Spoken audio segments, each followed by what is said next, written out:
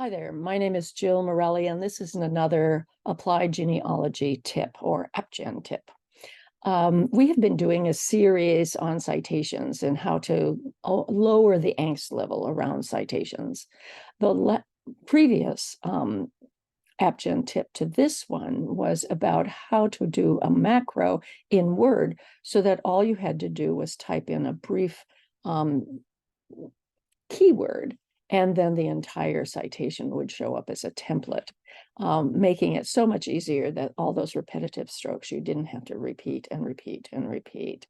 It also would encourage consistency because you're always putting in the same template. So today we're going to show you how I do the same thing in Pages on a Mac. The previous one was Word on a PC. Here's Pages on a Mac. Now, Zoom had a little trouble with doing that live, like we did the Word one, and so instead, I did a quick little PowerPoint presentation on it. So I'm going to share my screen, go to the site, get that out of there, come down here. We're going to play this. Okay, here we go. Okay, creating a citation macro in Pages.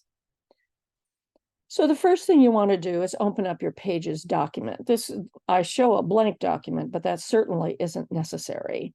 And what you want to do is you want to create a macro, but you're going to do it a little differently than we did in Word. Click on Pages, and you'll get a drop down that has preferences. Now, you did not click on the apple and get system preferences. This is preferences for Pages. So we want to click on Pages.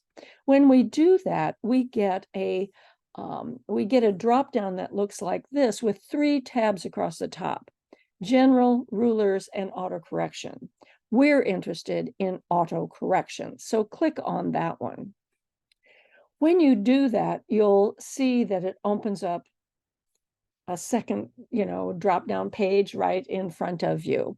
And we're going to be working mostly in the replacement section here of this particular page. Notice that it's set up with a little table that we replace this with that. And when you look at the parens C, it will replace it with a C in a circle. Now, if you're doing a lot of 501c3 business, you may be really interested in getting rid of this one so that you don't have it. But nevertheless, you may be interested in keeping it.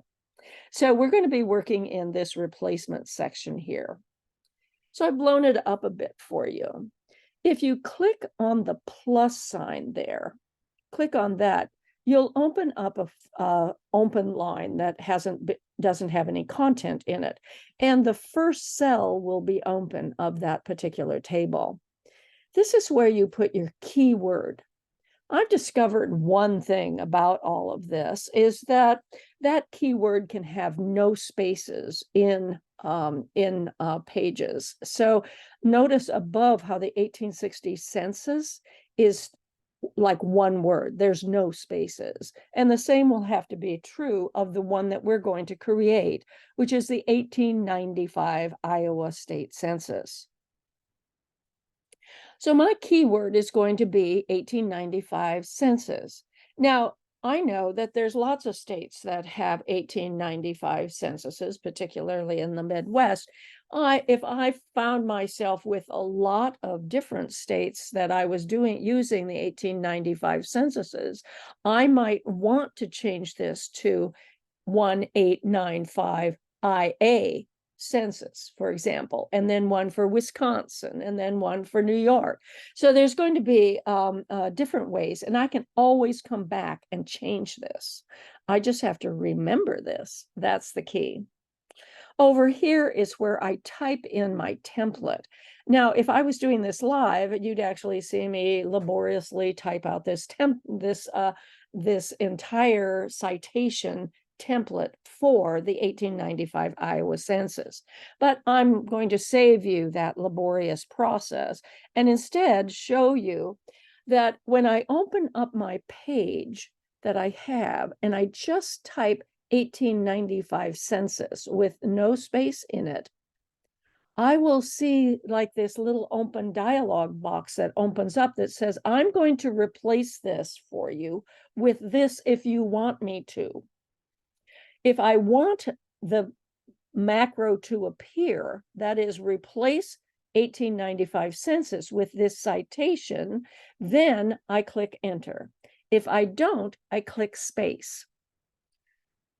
So I get this, but let's look at this a little closer just to show you some of my conventions. Now, you might have different conventions, and that's fine.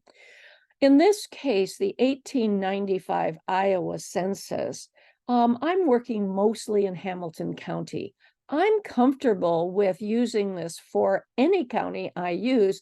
It's 90% I'm in Hamilton County. So if I'm in Hardin or Grundy County, I might come in here and just exchange it, and there's no problem with that. It doesn't freeze this from being adapted in some other way, nor does it affect the template that I've got back there under replacement in the autocorrect.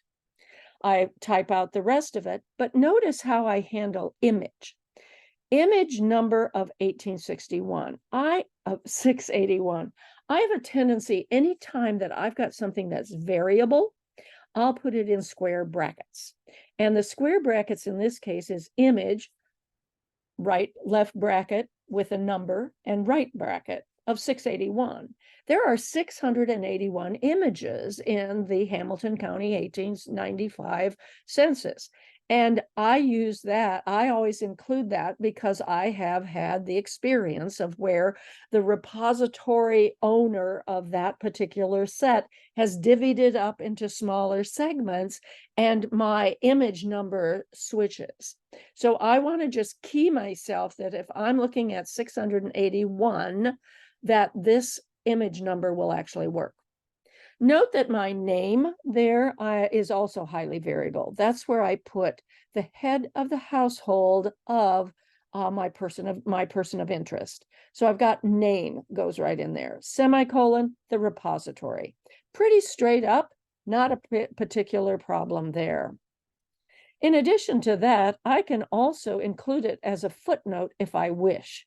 But notice that it gives me an extra line there I really don't want, and I might have to remove that. So you may have to do some dinking around with your footnotes a little bit. So that's creating a citation macro in Pages. Thank you very much for listening, and I hope this has been helpful to you. Thank you.